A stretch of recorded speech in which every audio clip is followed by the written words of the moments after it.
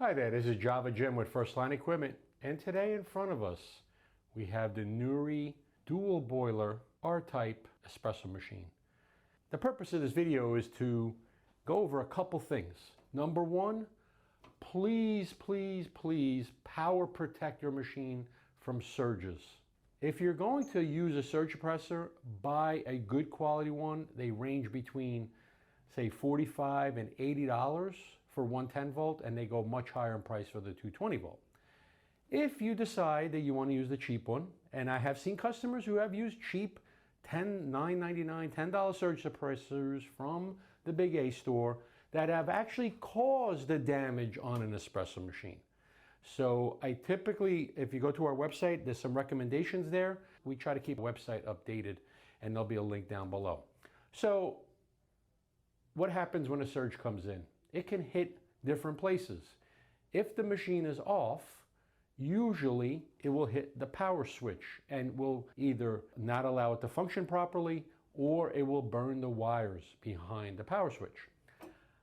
If the machine is on, it could damage the heating element, either coffee boiler or steam boiler, whichever one is powered on. It could damage the motherboard. It could damage electronics. It could damage, okay? And we want to minimize that damage with a quality surge suppressor. So we have one customer with the Nurri R-Type machine, and his power switch has to be pressed and held in for the machine to operate, which is indicative of a surge hitting the power switch when the machine was off. Because if it was on, it would have shut down. So it was off, and one morning he woke up and it wasn't working. So this video is kind of for him, but it's also for anybody else that it happens to worldwide. Nurri machines are growing in popularity around the world, step by step here in the USA. They are highly specialized machines. So just be aware that please surge suppress. And there's different causes, and you can read it up on our website. So before we get started, just to go over a couple things, make sure the unit is unplugged from the electrical outlet because you don't want to get hurt. Number two, make sure that the machine is cold. Remove the portafilter, the drip tray. And this machine is our demo model in the showroom, so we want to remove that. I've taken the liberty to remove the screws to speed up this video, but you will need a power drill's nice with a bit that's hex 3, I believe. H3, sorry. So you'll remove the 4 bolts on the top, which I've already taken the liberty to do. Actually, before that, you want to remove the reservoir. I'll put that down here. Then the entire lid assembly. Now, some machines have the tank in the back, so you may see something a little different depending on the build date. Okay, let me put this one down here. I got 2 shelves behind the scenes here. Nice feature is to remove the side panels. So they're typically held in by magnets. So these come off with little clips.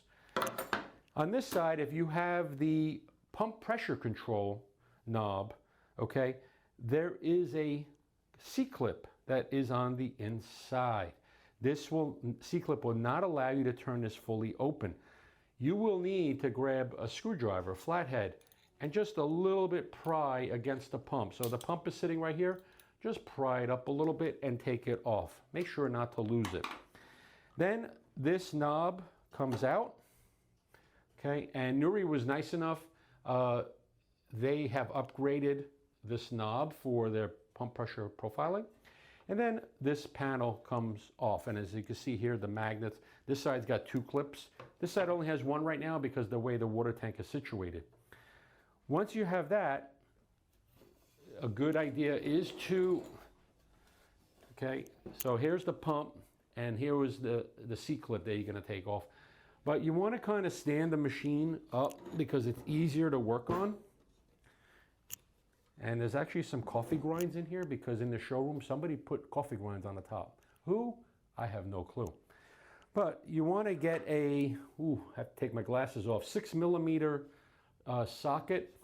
This front touchpad needs to come off, okay? And there's two 6mm nuts holding this touchpad that's here. And I already started them. Make sure not to lose them. There are little washers as well. Make sure not to lose them either. So, and then this touchpad pretty much comes straight out. And I've disconnected the two ribbon cables already just to make it easier. So basically one washer fell in underneath. So I'll get that later.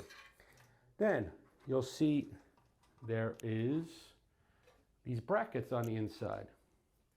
And part of my voice, getting over bad allergy season here, trying to. Okay, now the second piece. And then you will need a 19mm wrench, okay? And it's hard to see from there, but you just need to get, there's 3 switches here, so they can all be accessed now, but you want to try to get that one started, okay? So once you start it, then you could do it by hand. Okay, and this part I will have to unravel out.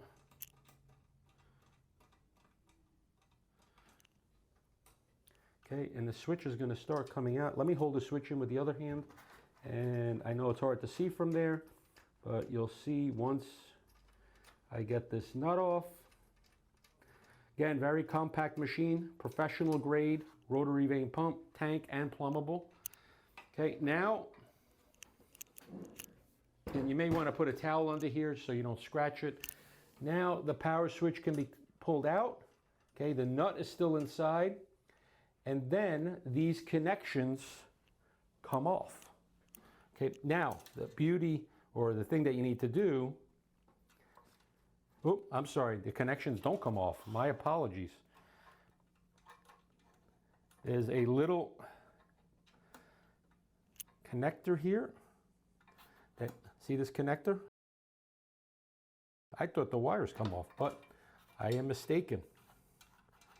And then from there, you have the assembly that comes out. It's actually better that the wires don't come off here because like this, you can't put them in incorrectly.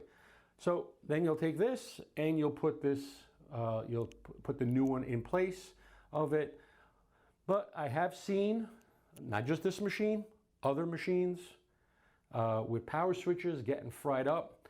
Here, you don't see any frying of the wiring or damage because this is a working new machine, but you may see something differently here. Okay, and then again, you'll see that it's a push button and that turns it on and off. Okay, thank you for watching. If you have any comments or questions, please ask down below. Please visit our website to look at this great machine. And again, no matter what you purchase, please, please, please get quality power protection. It's really important when you're buying an espresso machine, no matter which one that you purchase. As I always say, now we'll be back to coffee first, everything else second.